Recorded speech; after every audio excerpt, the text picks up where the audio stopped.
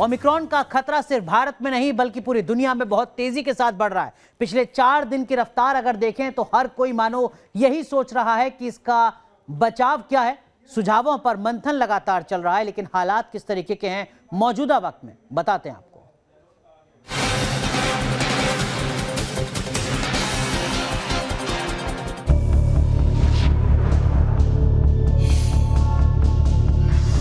पूरी दुनिया के लिए बरकरार है ओमिक्रॉन की मिस्ट्री। ओमिक्रॉन से जुड़े कई सवाल हैं जिसका जवाब दुनिया जानना चाहती है। सबसे बड़ा सवाल ओमिक्रॉन के असर को लेकर है। क्या ओमिक्रॉन डेल्टा वेरिएंट से कम खतरनाक है? कुछ जानकारों का यही कहना है कि दुनिया भर में अभी तक जो भी आंकड़े आ रहे हैं उससे इसके संकेत मिल रहे हैं, लेकिन जानकारों का यही कहना है कि इस पर फिलहाल कोई फैसले पर पहुंचा नहीं जा सकता है। सचेत रहने की जरूरत है। ओमिक्रॉन पर पूरी दुनिया में स्टडी चल रही है। हर सवाल का जवाब ढूंढने की कोशिश हो रही है। क्या 5 गुना संक्रामक ओमिक्रॉन खतरनाक डेल्टा वेरिएंट को रिप्लेस कर देगा? एक्सपर्ट के बीच इस बात पर भी बहस चल रही है। ओमिक्रॉन डेल्टा वेरिएंट से ज्यादा संक्रामक है, कुछ जानकार मान रहे हैं। आने वाले दिनों में ओमिक्रॉन वेरिएंट डेल्टा वेरिएंट को रिप्लेस कर देगा। अगर ओमिक्रॉन ने डेल्टा वेरिएंट को रिप्लेस कर दिया तो क्या होगा? ये अच्छे संकेत हैं या खतरनाक, ये तो आने वाले दिनों में पता चलेगा। इन सवालों के बीच जानकार लोगों को ज्यादा से ज्यादा वैक्सीनेट होने की सलाह दे रहे हैं। हिंदुस्तान में तो वैक्सीनेशन की चुनौती है ही, अफ्रीका में तो मुश्किलों का पहाड़ है। अपनी खास पेशकश में ओमिक्रॉन से जुड़े तमाम पहलुओं को समझाने की हम कोशिश करेंगे। तो देखिए, ओमिक्रॉन को लेकर आपके जहन में भी तमाम तरीके के सवाल होंगे। इस वक्त की अपडेट क्या है वो सबसे पहले आपको बताते हैं और उसके बाद ओमिक्रॉन के खतरों की बात करेंगे। इस वक्त की अपडेट यह है कि दिल्ली में एक मामला सामने आ चुका है। अगर आप दिल्ली एनसीआर में रहते हैं तो ये खबर आपके लिए अच्छी नहीं है। राजस्थान वो सूबा है देश का जहां पर सबसे ज्यादा मामले सामने आ चुके हैं अब तक ओमिक्रॉन के।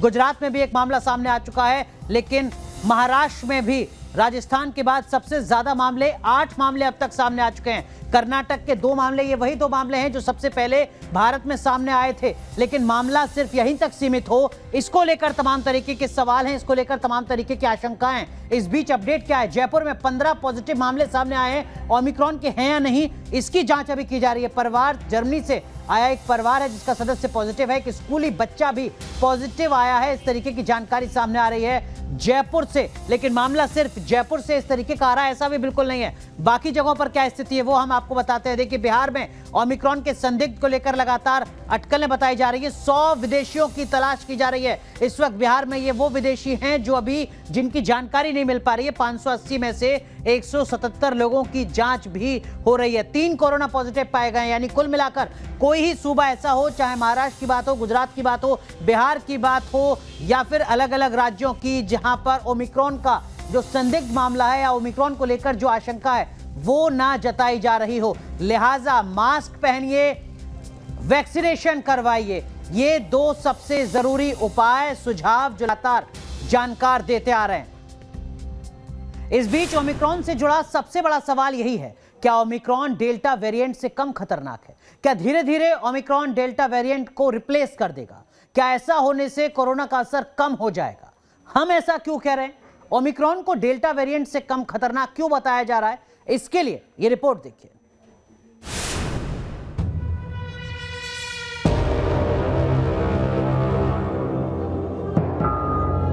ओमिक्रॉन से सबसे ज्यादा प्रभावित हैं महाराष्ट्र और राजस्थान। लगातार बढ़ रहे हैं कोरोना के मामले। जयपुर में एक दिन में आए कोरोना के 15 नए केस। ओमिक्रॉन की पुष्टि के लिए इन सभी मामलों की जांच होगी। बढ़ते मामलों के बीच एक सवाल बेहद अहम है, ओमिक्रॉन वेरिएंट कितना खतरनाक है? सबसे पहले राजस्थान की बात कर लेते हैं, जहां ओमिक्रॉन के मरीजों का इलाज चल रहा है। जयपुर का कोविड डेडिकेटेड यही RUHS है जहां मरीज भर्ती हैं। राजस्थान में ओमिक्रॉन के 9 मरीज हैं और सभी एसिम्प्टोमेटिक हैं। अभी वर्तमान में जो पैटर्न हमने यहाँ जैसे 9 केसेस का एक मॉनिटरिंग पैटर्न जो हमने देखा है, उसके तहत तो सारे पेशेंट एसिम्प्टोमेटिक थे। लेकिन जो डेटा उपलब्ध है या जो मैं कहूँ कि साउथ अफ्रीका के अंदर जो मैक्सिमम केसेस आए हैं और वहाँ के जो साइंटिस्ट प्रिडिक्ट कर रहे हैं, उस हिसाब से पॉसिबिलिटी है कि शुरुआत में ये वायरस हमें थोड़ा माइल्ड स्टेज में या माइल्ड साइन सिम्टम्स के साथ प्रेजेंट करे। लेटर ऑन हो सकता कुछ लेट कॉम्प्लिकेशंस भी देखने को मिले। मरीजों को कोई तकलीफ नहीं है, ये खबर अच्छी है, लेकिन चिंता की बात कॉन्ट्रैक्ट ट्रेसिंग को लेकर है। खबर है कि यह परिवार एक शादी समारोह में शामिल हुआ था जहां 500 से ज्यादा लोग थे। अफ्रीका से ये परिवार 21 नवंबर को रवाना हुआ। इसके बाद 22 नवंबर को दुबई पहुंचा और 25 नवंबर को जयपुर पहुंचा। जयपुर जिस विमान से यह परिवार आया उसमें करीब 300 लोग सवार थे। इसके बाद 25 नवंबर को टैक्सी लेकर यह परिवार दादी का फाटक अपने निवास स्थान पर पहुंचता है और 25 तारीख की शाम को ही आदर्श नगर में अपने रिश्तेदारों से मिलने पहुंचता है, जहां करीब 14 लोगों के संपर्क में आता है। इसके बाद 28 नवंबर को यह परिवार सिटी पैलेस में एक शादी में शिरकत करता है। राजस्थान से चलते हैं महाराष्ट्र। महाराष्ट्र के पुणे में 1 और पिंपरी चिंचवाड़ में 6 मरीज मिले हैं। दूसरी लहर में देश में सबसे ज्यादा प्रभावित महाराष्ट्र ही रहा है। महाराष्ट्र में पिंपरी चिंचवाड़ में दूसरी लहर में बड़ी तादाद में लोगों की मौत हुई थी। कोरोना वायरस की दूसरी लहर ने महाराष्ट्र के पुणे में भी खूब तबाही मचाई थी। पुणे में अप्रैल से लेकर सितंबर तक करीब 18,000 से ज्यादा लोगों की कोरोना के कारण मौत हो गई थी। इस वक्त हम मौजूद हैं पुणे के पास पिंपरी चिंचवड़ में, जहां पर दूसरी लहर के दौरान करीब 4,500 लोगों की मौत हुई थी।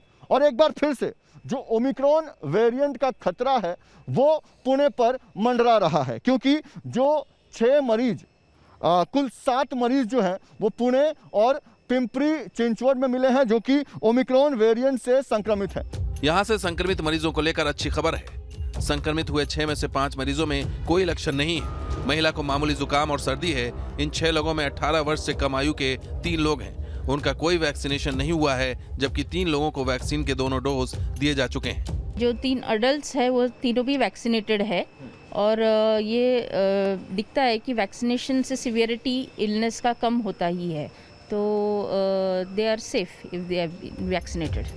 बेंगलुरु में ओमिक्रॉन के संक्रमित डॉक्टर का इलाज चल रहा है। खबरों के मुताबिक डॉक्टर को हल्का बुखार है, सर दर्द और चक्कर आने की शिकायत थी। ऑक्सीजन लेवल में कोई दिक्कत नहीं आई है।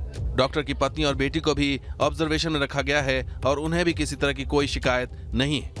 हम इस समय मौजूद हैं बेंगलुरु के बॉरिंग एंड लेडी कर्जन अस्पताल में। इसी अस्पताल में उस शख्स का इलाज चल रहा है जो ओमिक्रॉन वेरिएंट पॉजिटिव है। डॉक्टर्स के मुताबिक अब वो एसिम्प्टोमेटिक है और उनकी कंडीशन स्टेबल है।